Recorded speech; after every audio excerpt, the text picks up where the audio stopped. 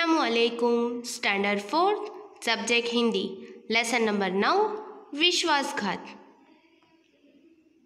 ये एक कहानी है, आपको सुननी है ना बेटा? हाँ, सब सुनेंगे और पढ़ेंगे और साथ में ध्यान भी रखेंगे। विश्वासघात। बहुत समय पहले की बात है। एक पेड़ पर एक अंधा गीध रहता था। उसने नदी के किनारे एक विशाल पेड़ की कोटर में अपना घर बनाया हुआ था। उस पेड़ पर अन्य पक्षियों ने भी अपने घोंसले बना रखे थे। उन सभी को उस अंधे गीध पर दया आती थी, इसलिए वह अपने भोजन का कुछ भाग उस गीध को दे देते थे। बदले में वह उस वृक्ष पर रहने वाले पक्षियों के बच्चों का ध्यान रखता था। बहुत पुरानी बात है।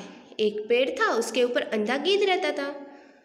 नदी के किनारे बहुत बड़ा विशाल पेड़, उसके अंदर क्वार्टर बना के वो गीध रहता था। वो पेड़ पर सभी पक्षियों को अंधे गीध की दया आती थी। सब खुद के भोजन में से कुछ भाग उसे दे देते थे। बदले में गीध उसके बच्चों का ध्यान रखता था। ये गीध है और उसके सामने बिल्ली खड़ी है। एक दिन उस पेड़ के पास एक बिल्ली गुजर रही थी। उसे पक्षियों की चहचहाने की आवाज़ सुनाई दी। आवाज़ें सुनकर वह सोचने लगी, ऐसा लगता है कि इस पेड़ पर बहुत सारे पक्षी अपने बच्चों के साथ रहते हैं। यदि यह सब मुझे मिल जाए तो मेरी खुशकिस्मती होगी। ऐसा सोचकर बिल्ली तुरंत पेड़ पर चढ़ गई।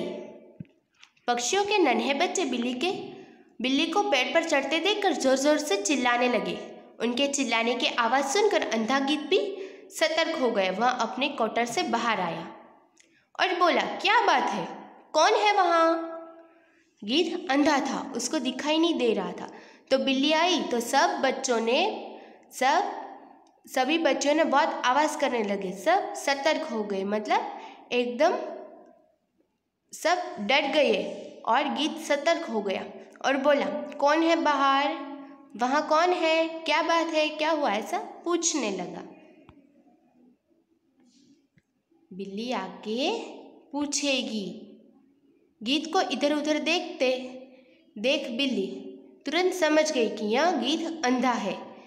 जो अंधे लोग होते हैं उसका तुरंत पता चल जाता है कि यह अंधा है, क्योंकि वो लोग फाफे मारते हैं। ऐसे अंधे होते हैं, उसको कुछ दिखाई नहीं देता, इसलिए दो हाथ से वो फाफे मारते हैं, इसलिए सबको पता चल जाता है कि ये अंधा है। ऐसे गीध का भी पता चल गया बिल्ली को कि गीध अंधा है। गीध को मूर्ख बनाते हुए वह बिल्ली बोली, हे पवित्र आत्मा, मैं तो एक साधारण बिल्ली हूँ और यहाँ केवल आपके दर्शन करने आई हूँ।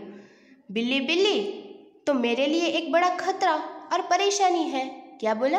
बिल्ली तो मेरे लिए एक बड़ा खतरा और परेशानी है। तुम यहाँ से तुरंत चली जाओ। अंधे गीध ने चिढ़ाते हुए बोला, जाओ यहाँ से तुरंत चली जाओ, ऐसे बोला, क्योंकि वो चिढ़ गया था। सारे बच्चे डर रहे थे बिल्ली से। अरे नहीं, हे पवित्र आत्मा, मैं यहाँ आपको या आपके मित्र पक्षियों के बच्चों को परेशान करने नहीं आई हूँ। मैंने सुना है कि आप इस पेड़ पर रहने वाले पक्षियों के बच्चों को बहुत प्यार व स्नेह करते हैं, उनकी बहुत अच्छी तरह से देखभाल करते हैं। मैं तो आपको अपना गुरु बनाना चाहती हूँ। कृपया मुझे अपना शिष्य बनाकर आशीर्वाद दीजिए। वो गीध को उल्लू बना रही थी। क्या बोल रही थी? कि मैं आपको और आपके मित्र पक्षियों के जो बच्चे उसको परेशान कर रहे हैं, मैं तो आपका गुरु बनने आई हूँ, ऐसे बोलने लगी। और बोले, बिल्ली ने बोली गीध को कि मुझे आपका शिष्य बनाकर मुझे आशीर्वचन दीजिए, मुझे आशीर्वाद दीजिए, ऐसा बोल रही है। सब बच्चे माले में पेड़ के ऊपर रहते थे। बिल्ली ने झूठी चापलूसी व अपनी चिकनी चुपड़ी बातों से गीध का दिल जीत लिया, परंतु गीध अब भी बिल्ली से सतर्क था। वह बोला, ठीक है, मैं तुम्हें अपना शिष्य बना लेता हूँ, परंतु मुझे ऐसा लगता है कि यहाँ तुम्हारी उपस्थिति में पक्षियों के बच्चे असुरक्षित रहेंगे। नहीं, हे पवित्र आत्मा, आपको चिंता करने की कोई ज़रूरत नहीं, क्योंकि मैंने पिछले 1 वर्ष से मांस व अंडे खाना छोड़ दिया है।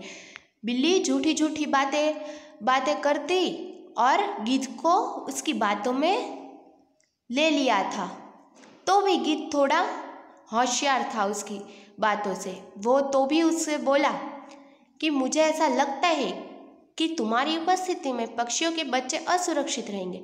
तो बिल्ली बोलती कि नहीं नहीं पवित्र आत्मा, आपको चिंता करने की कोई ज़रूरत नहीं है, क्योंकि मैंने 1 साल से तो अंडे और मांस खाना ही छोड़ दिया है। ऐसी बातें करती है, देखो बातें करती है गीत से। गीत तो अंधा है। बिल्ली की ये बातें सुनकर गीत का भय जैसे गायब ही हो गया। उस दिन से धार्मिक विषयों पर विचार विमर्श करने के लिए बिल्ली प्रतिदिन गीत के पास पेड़ पर आने लगी, परंतु अभी वह किसी भी पक्षी के बच्चे को नुकसान नहीं पहुंचाती थी, क्योंकि उसका मकसद गीत पर अपना विश्वास जमाना था। शीघ्र ही बिल्ली अपने उद्देश्य में सफल हो गई, क्योंकि थोड़े ही समय में गीत को बिल्ली पर पूरा विश्वास हो गया था। बिल्ली की बात सुनकर गीत का तो जैसे डर ही चला गया। उसी दिन से वो धार्मिक बाबतों पर, धर्म के आधार की बाबतों जो थी उसके ऊपर विमर्श मतलब बातें करने लगी। बिल्ली है वो दिन प्रतिदिन गीत के पास रोज पेड़ पर आने लगी, प्रतिदिन मतलब हर रोज। परंतु अभी वह किसी भी पक्षी के बच्चे को नुकसान नहीं पहुंचाती, क्योंकि उसका मकसद क्या था? गीत पर विश्वास जमाना। शीघ्र ही वो फौरन विश्वास जमा भी लिया उसने गीत पर, और उस अपने उद्देश्य में, अपने कारतूत में वो सफल भी हो गई, क्योंकि थोड़े ही समय में गीत को बिल्ली पर पूरा विश्वास हो गया था। ऐसा अंधा विश्वास नहीं करना चाहिए। देखो सब बच्चे और बिल्ली साथ में फिर बातें करते थे। पक्षियों के बच्चों को भी अब बिल्ली से डर नहीं लगता था। धीरे धीरे बिल्ली ने अपना वास्तविक रूप दिखाना आरंभ कर दिया। जब सभी पक्षी भोजन की तलाश में चले जाते थे और गीत दोपहर की नींद में होता था, तो मौका पाकर बिल्ली चुपके से पेड़ पर चढ़ के किसी घोंसले में से एक पक्षी के बच्चे को उठाती और चुपचाप खा जाती। साथ ही गीत के अंधेपन का लाभ उठाकर वह बची हुई हड्डियों को उसके कॉटर में डाल देती थी। इसी प्रकार कई दिन बीत गए। शीघ्र ही पक्षियों ने महसूस किया कि उनके बच्चे धीरे धीरे कम हो जाते जा रहे हैं। जब बिल्ली ने देखा कि सभी पक्षी अपने बच्चों के लिए चिंतित हैं, तो वह वहाँ से तुरंत भाग गई। सभी पक्षी मिलकर अपने बच्चों को ढूंढने लगे।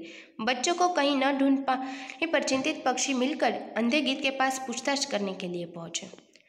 बिल्ली क्या करती थी? अब सब बच्चों को बिल्ली से डर नहीं लगता था, और धीरे धीरे उसने उसका फायदा उठाया और अपना वास्तविक रूप दिखाना आरंभ कर दिया। सभी पक्षी भोजन की तलाश में जाते थे और गीत दोपहर में सो जाता था। तब वो मौके का फायदा उठाकर बिल्ली चुपके से पेड़ पर चढ़ती, फिर एक घोंसले में जाके कोई एक बच्चे को उठाती और चुपचाप खा जाती। फिर गीत के अंधेपन का फायदा भी उठाती। क्या करती? बची हुई हड्डियों को गीत की कोटर में डाल देती। और इसी प्रकार जब बच्चे कम होते जा रहे थे, तब सब पक्षियों ने महसूस किया कि अपने बच्चे कम हो जाते हैं, इसीलिए वो सब ढूंढने लगे। तब बिल्ली ने वो सुना तो वो फौरन वहाँ से भाग गई। सब मिलकर अपने बच्चों को ढूंढ रहे थे, और ढूंढते ढूंढते वो अंधे गीत के पास पहुँचे पूछताछ करने के लिए, क्योंकि वो सब बच्चों का ध्यान रखता था ना, इसीलिए। जब पक्षी गीत को कोटर के करीब आए तो उन्होंने उसके कोटर के बाहर हड्डियाँ पड़ी देखी। हड्डियाँ देखकर उन्हें विश्वास हो गया कि जरूर अंधे गीत ने उनके बच्चों को खा लिया है, और खाने के बाद हड्डियाँ यहाँ फेंक दी है। सभी पक्षियों ने मिलकर अपने पंजों व चोंच से अंधे गीत पर हमला कर दिया। क्रोधित पक्षियों के प्रहार से अंधे गीत को उसके कष्टमय जीवन से मुक्ति मिल गई। इस प्रकार अंधे गीत का उस दुष्ट आत्मा पर सहज विश्वास ही उसकी मृत्यु का कारण बन गया। क्या किया? सब पूछने गए तो बिल्ली ने जो अंधेपन का फायदा उठाया था उसमें गिरी फंस गया। सब कोटर के करीब गए, कोटर के पास गए तो सब ने क्या देखा? हड्डियाँ, पक्षियों की हड्डियाँ देखी, और हड्डियाँ देखते ही सबको गुस्सा आया। सब पक्षियों ने मिलकर गीत के ऊपर हमला किया। चोंच से न पंजों से सब मारने लगे। ऐसे ही गीत पर हमला हुआ और प्रहार से अंधे गीत गीत का कष्टमय जीवन से मुक्ति मिल गई, वो मर गया। इसी प्रकार अंधे गीत का उस दुष्टात्मा पर सहज विश्वास ही उसकी मृत्यु का कारण बन गया। इसीलिए किसी के ऊपर एकदम से विश्वास नहीं करना चाहिए, भले ही हमें उस पर पूरा विश्वास क्यों ना हो, पर तो भी दुष्ट होते हैं उसके ऊपर हमें जल्दी से विश्वास नहीं करना चाहिए, क्योंकि बोलते हैं ना कि जो दुष्ट होते हैं वो अपना रूप वास्तविक रूप दिखा के ही रहते हैं। अस्सलामु अलैकुम।